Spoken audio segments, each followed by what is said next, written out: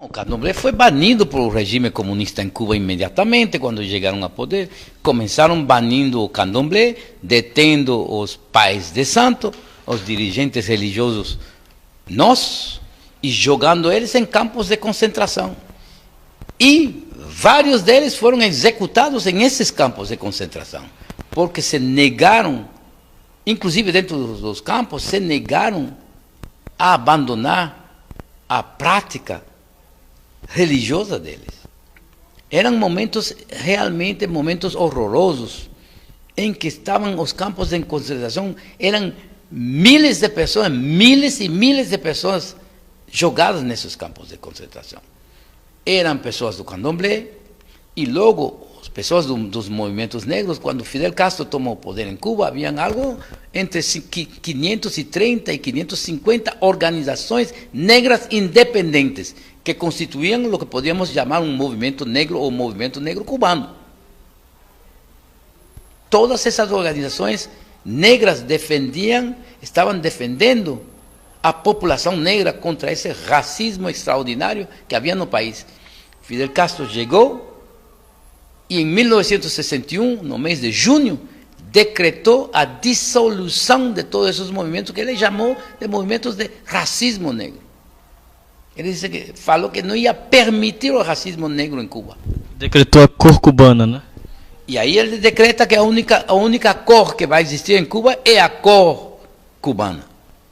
E a cor cubana qual era? A cor cubana é a cor do regime. Até hoje esse regime é branco, constituído por brancos espanhóis. Não por brancos de todas as etnias que existem em Cuba, não, brancos espanhóis. Então, essa é a cor que ele constituiu como a cor dominante de Cuba, do poder político.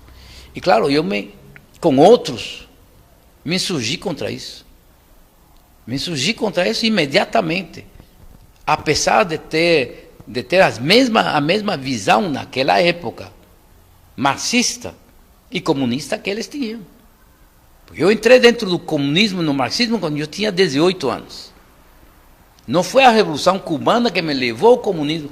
Eu estava no exílio quando a Revolução Cubana toma o poder. Eu entrei no marxismo, no comunismo, fora. Estava nos Estados Unidos, exilado, com minha família, durante toda a Guerra Civil, que tumbou o governo, derrubou o governo de Batista, e eles chegam ao poder. Eu realmente, quando chega Fidel Castro ao poder, aplaudi, mas foi ao momento de minha maior adesão, foi quando eles decretam que a revolução é socialista, que a revolução é comunista. A partir desse momento, eu que era comunista, que era marxista, voltei para Cuba para integrar para essa revolução e esse trabalho. Porque eu era marxista, era comunista, nunca pertencia a um partido comunista. Porque sempre considerei que os partidos comunistas eram muito sectários. Que seja comunista trotskistas ou stalinista, que eram sectários. Então, eu nunca integrei um partido comunista. E, claro, o Partido Comunista Cubano nunca integrei. Então, minha família é parte desse partido. Nunca nem quis. Porque a minha visão dos partidos comunistas é que são partidos sectários. E quando eles tomaram o poder em Cuba, começaram a acabar, a fuzilar. Eram execuções. E o fato do que aconteceu a semana passada nos demonstra que mesmo em um país de direito, um país onde há que respeitar, eles são capazes de montar esse tipo de violência. Imagine que eles não fariam se eles tivessem um poder político aqui no Brasil. E é isso que está de manifesto nessa obra, Pichón, que vai sair dentro de 6 meses. Não há maneira que eles possam impedir que saia essa obra. Eu acho que eles estão tentando também criar um fenômeno político para me descreditar como agente da CIA, agente do imperialismo, agente de Obama, coisas desse tipo, para tentar criar a confusão. Mas eles não podem criar a confusão aqui. São 15 anos que eu moro aqui, 15 anos que eu estou dentro do processo social deste país e sempre me manifestando do mesmo jeito. eu não tenho nem que falar do meu passado ao lado de Cheikh Anta Diop, Malcolm X, Aimé Césaire, Fela Kuti, todos esses grandes dirigentes que eram meus amigos, e, Lélia Gonzalez, Abdias Nascimento, Harold Cruz. Não tenho nem que falar disso. Isso é parte de um processo meu de adesão às ideias e de comunhão com as ideias que eles tinham e que defenderam até a morte. Mas isso é parte do meu passado, é algo normal. Então eu não tenho nem que me referir a isso. Eu me refiro unicamente à minha atuação aqui no Brasil, desde que eu coloquei os pés aqui com minha família, neste país, e que eu vivo muito discretamente, eu não me escondo nem nada, mas vivo muito discretamente. As autoridades cubanas, da embaixada cubana, dos serviços secretos cubanos, sabem perfeitamente onde eu estou, onde eu vivo. Eu não me escondo de ninguém. Não tenho medo de absolutamente ninguém. Não tenho medo do regime cubano, não tenho, e muito menos medo dos partidos comunistas, porque parece que há toda uma série deles. Nem chego mais a contar quantos partidos comunistas há aqui no Brasil. Eu nem sei fazer a diferença entre eles. Quando me falaram de o senhor Iassi, eu pensava que era o partido PC do Brasil, me falaram não, que era outro partido comunista. Então eu nem sei fazer a diferença, parece que é um monte deles, um monte de partidos trotskistas diferentes que estão fazendo-se a guerra entre si. Então imagine que esses grupos violentos tomassem o poder aqui nesse país. Seria outro período de ditadura militar sem os militares. E já eu passei por isso. Já eu vi isso em Cuba. Experimentei esse tipo de regime totalitário. Os gulags cubanos já experimentei. E eu conto isso na minha autobiografia. E eu acho que, efetivamente, além de espantá-los, porque esse livro saiu já há 3 anos atrás. Fez todo o Brasil esse livro. Está em tem muitos lugares, está em universidades, está nos diferentes lugares. O movimento negro tem discutido ele, movimentos que não negros têm discutido ele.